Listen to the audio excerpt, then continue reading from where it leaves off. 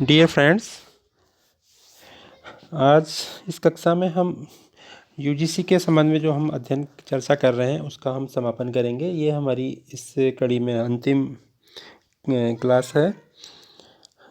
इस क्लास में हमने क्लासेस में हमने देखा कि यूजीसी जो कि एक बड़ा अध्याय है और उसको समझना भी सामान्यतः थोड़ा सा टिपिकल होता है, बच्चे कम ही पढ़ते हैं इसको। तो हमने इसको 2-3 भागों में बांटा है और इसके हमने प्रथम भाग में इसका बैकग्राउंड देखा, फिर हमने इसका संगठन देखा, फिर हमने इसके कार्य देखे। इस तरह से हमने इसको प्रश्नात्मक रूप से विभाजित करने का प्रयास किया है। आज की इस कक्षा में हम देखेंगे कि जो यूजीसी है उसकी भूमिका क्या है। अनेक बार एग्जाम में पूछा जाता है कि विश्वविद्यालय अनुदान आयोग की भूमिका बताइए।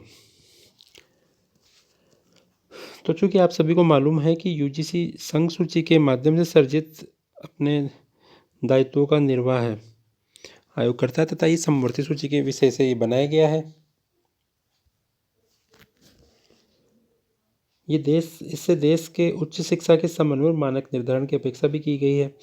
एक्ट में दिए गए विभिन्न कार्यों के आधार पर हम इसकी भूमिका को इस तरह से हम देख सकते हैं कि पहला तो ये कि उच्च शिक्षा के मानक निर्धारण एवं समन्वय की भूमिका बनाए रखता है। Maintenance and coordination of standards of higher education. तो यूजीसी की सर्व प्रमुख भूमिका यह है कि देश में हायर एजुकेशन के जो मानक हैं अथवा उनका जो स्तर है उनका निर्धारण और उनका समन्वय करने का कार्य करता है। अपने इस दायित्व के अंतर्गत आयोग विश्वविद्यालयों में पाठ्यक्रमों की पुनर्संरचना करवाता है। इस हेतु विशेषज्ञों का पैनल तैयार करता है, उच्चतर और विशिष्ट अध्ययन के केंद्र स्थापित करता है, चयनित विभागों में विशेष सहायता के कार्यक्रम चलाता है, अनुसंधान के प्रोत्साहन हेतु सहायता भी देता है। अनुसंधान के प्रोत्साहन हेतु ये सहायता देता है। परीक्षा प्रणाली में सुधार प्रस्तावित करता है, भारतीय विशेषज्ञों से विश्वविद्यालय स्तर की पुस्तकें तैयार करवाता है, कॉलेज और विश्वविद्यालयों में पुस्तकालय की सुविधाओं का विकास करता है। ये सभी कार्य आयोग इस बात को दृष्टि में रखकर करता है कि इनके माध्यम से देश की उच्च शिक्षा में अखिल भारतीय दृष्टि से समन्वय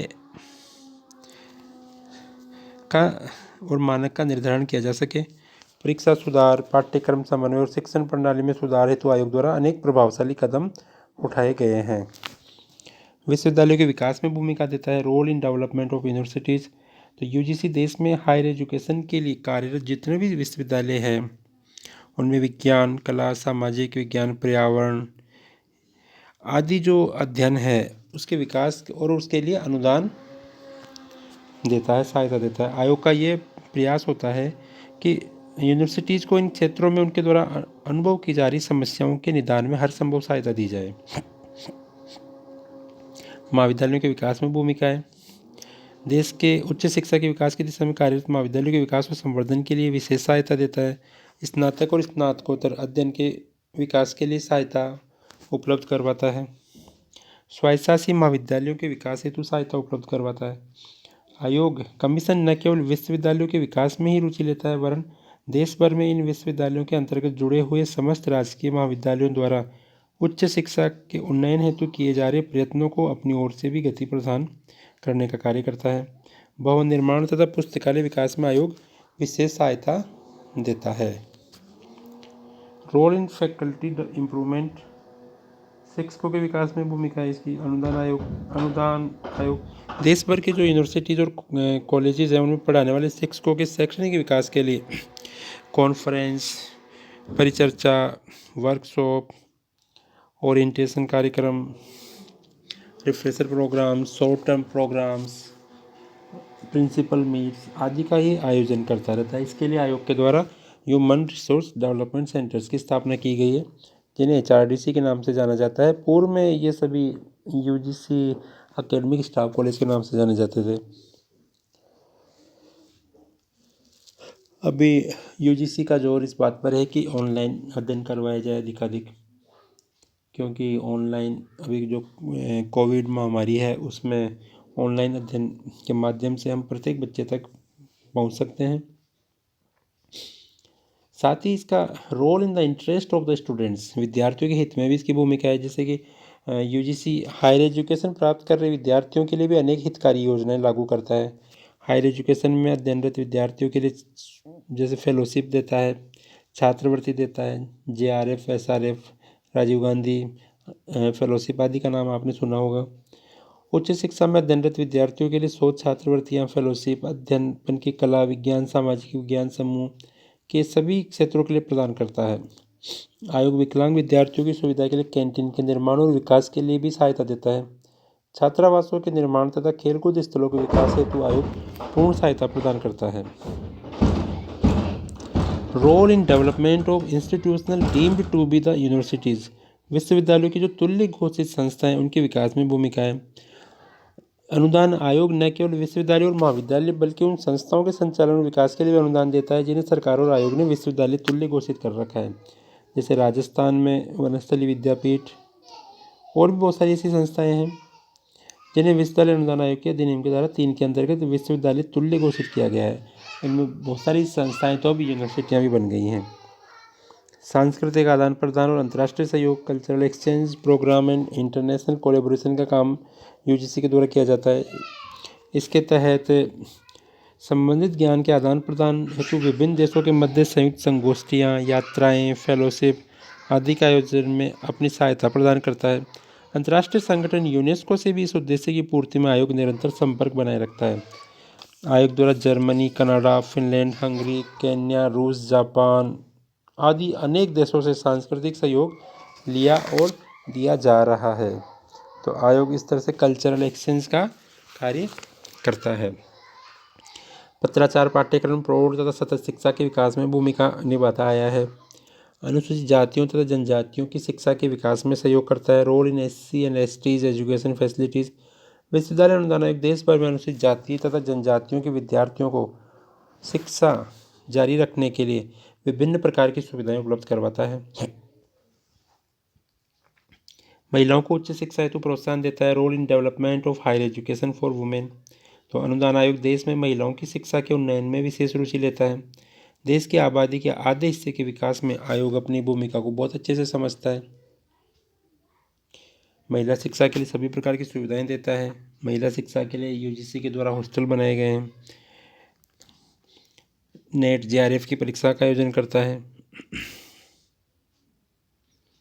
तो विश्वविद्यालय तथा महाविद्यालय के विभिन्न विषयों के व्याख्याताओं की पात्रता तथा अनुसंधान कार्यों के उत्सुक अभ्यर्थियों को आर्थिक सहायता प्रदान करने के लिए आयोग ने 1989-90 से राष्ट्रीय स्तर पर नेट, नेशनल एलिजिबिलिटी टेस्ट तथा JRF, जूनियर रिसर्च फेलो परीक्षाओं का आयोजन करना शुरू किया है। तो इनके माध्यम से न केवल अध्ययनरत छात्र छात्राओं को आर्थिक सहायता प्राप्त होती है वरन उनके लिए उच्च शिक्षा में अपना करियर बनाने का मार्ग का निर्धारण भी होता है। साथ ही जो JRF होते हैं उन्हें रिसर्च करनी होती है तो रिसर्च का भी क्षेत्र खुलता है। शिक्षकों के वेतनमान और अन्य सेवा शर्तों का निर्धारण करता है।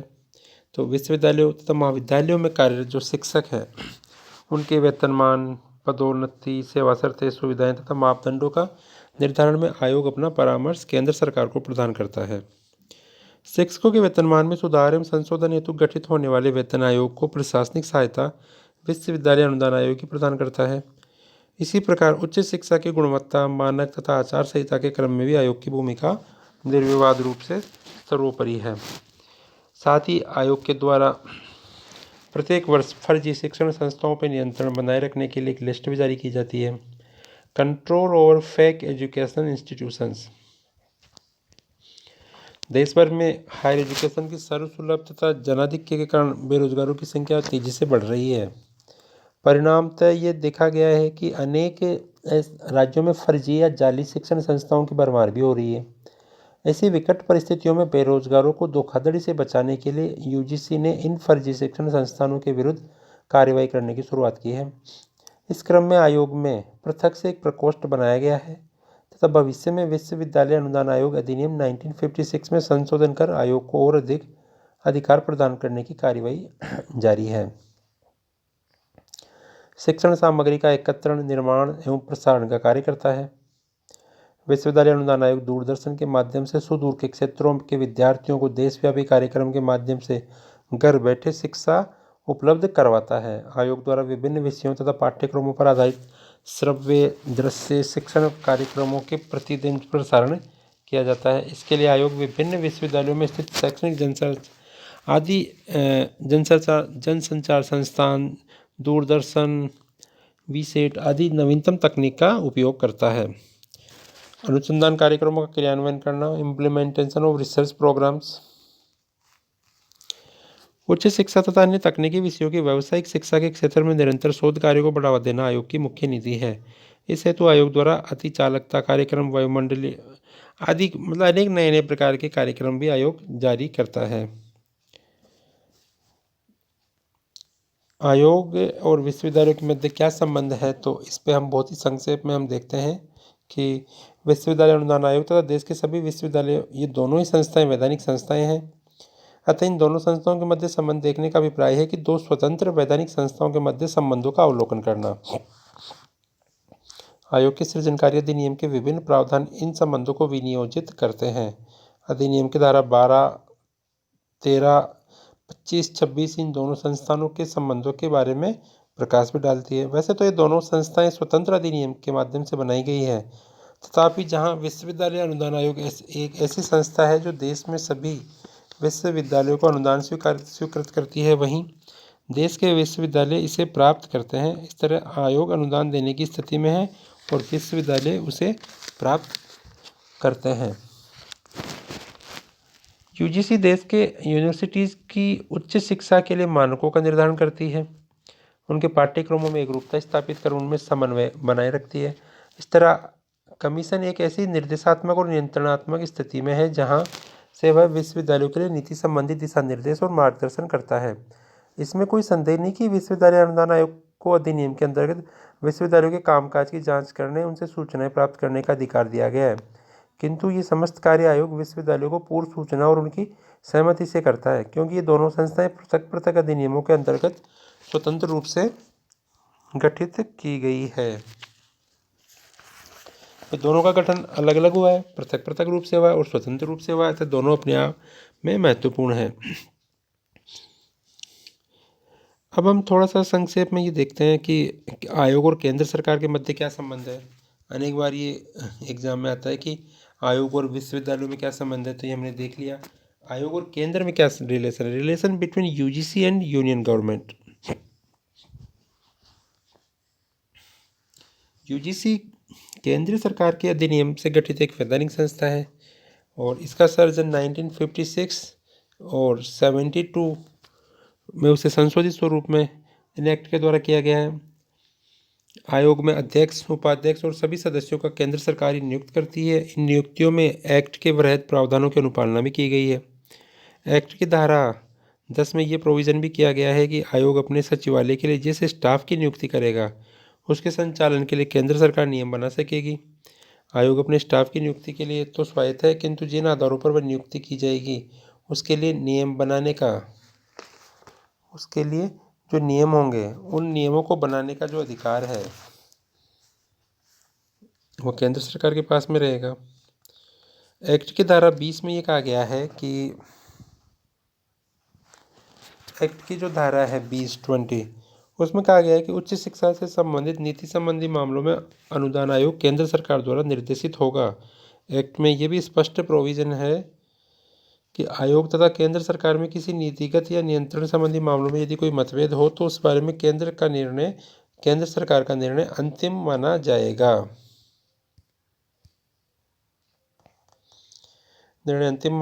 अधिनियम की धारा 25 व 26 केंद्र सरकार को अधिकृत करती है कि वह एक्ट के उद्देश्यों की पूर्ति के लिए नियम और विनियम बना सकेंगी।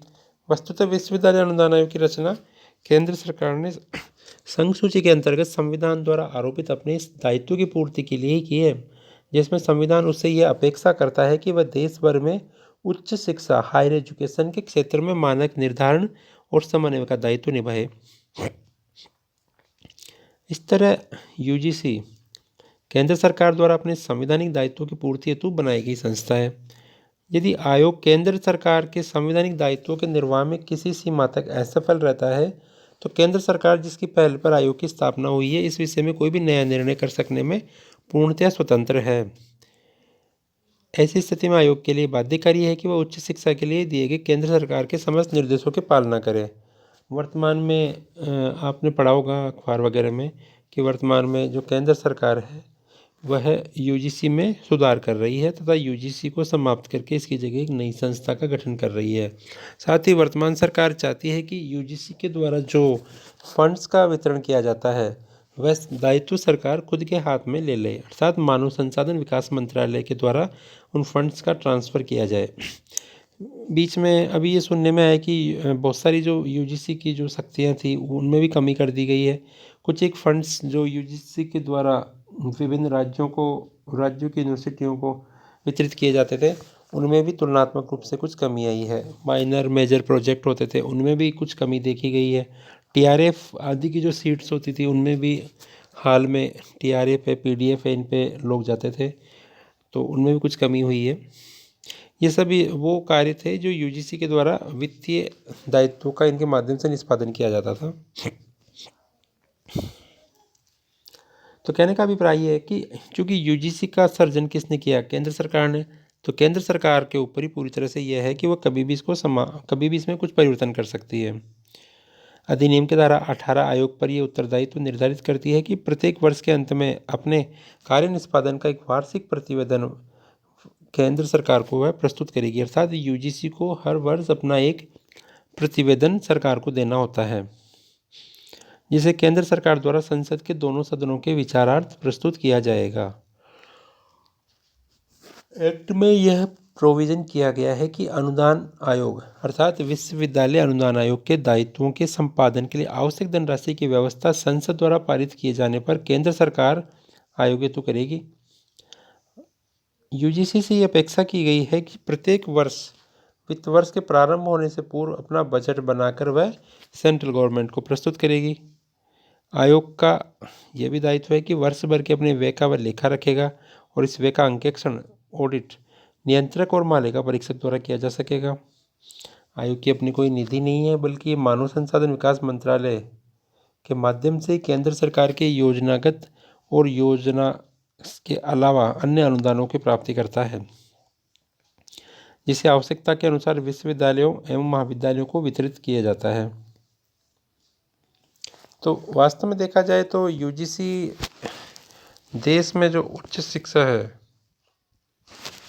देश भर में उच्च शिक्षा की दिशा में एक महत्वपूर्ण कार्य का निष्पादन कर रहा है, महत्वपूर्ण रूप से कार्यों का संपादन कर रहा है, क्योंकि यूजीसी के द्वारा देश भर में उच्च शिक्षा के क्षेत्र में महत्वपूर्ण कार्य किया गया है।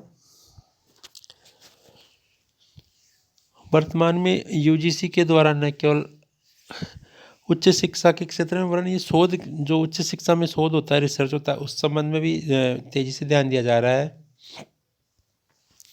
हाल में एक प्रवृत्ति यूजीसी की देखी गई है कि यूजीसी के द्वारा जो उच्च शिक्षा के जो फैकल्टी मेंबर्स होते हैं या अन्य जो शोधार्थी होते हैं उनके द्वारा कुछ लेख प्रकाशित करवाए जाते हैं जर्नल्स में, तो उन जर्नल्स को भी उनकी क्वालिटी मेंटेन करने का प्रयास यूजीसी के द्वारा किया गया है। इस हेतु यूजीसी ने पहले तो यूजीसी सीरियल नंबर के नाम से एक कुछ लिस्टें जारी की थी जिनमें साइंस की भी थी, सोशल साइंस की भी थी, ह्यूमैनिटीज़ की भी थी, सभी तरह की थी। इसका मुख्य उद्देश्य यही था कि विभिन्न जो जर्नल्स हैं उनकी एक गुणवत्ता सुनिश्चित की जा सके। कालांतर में खास करके मई 2019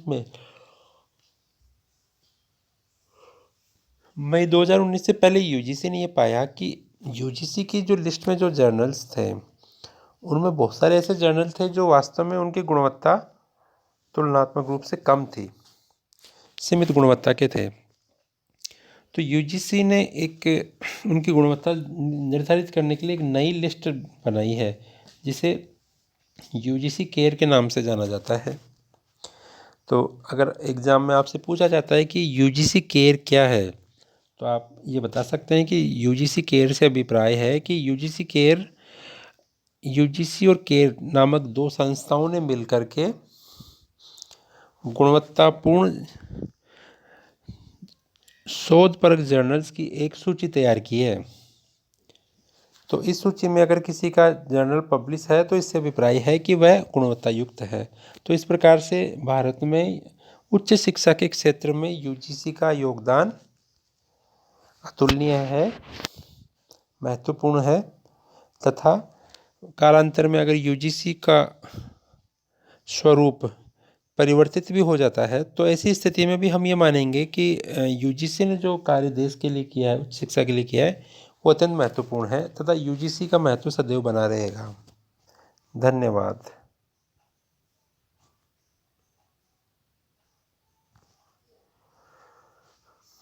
आप इसके क्वेश्चंस भी देख सकते हैं और आप इनको पढ़ सकते हैं। यूजीसी का वर्तमान में महाविद्यालयों के साथ में भी महाविद्यालयों के लिए भी जो पे कमीशन आता है, एक स्टूडेंट ने पूछा था कि महाविद्यालयों के लिए यूजीसी क्या कार्य करती है, तो अधिकतर वही कार्य महाविद्यालयों के लिए भी है यूजीसी के जो कि विश्वविद्यालयों के लिए हैं, क्योंकि विश्वविद्यालयों के लिए इसका मूलतः गठन हुआ है, अतः विश्वविद्यालयों के संबंध में इसकी भूमिका अधिक है, लेकिन तुलनात्मक रूप से महाविद्यालयों के लिए भी इसके अनेक कार्य, अनेक दायित्व हैं। धन्यवाद।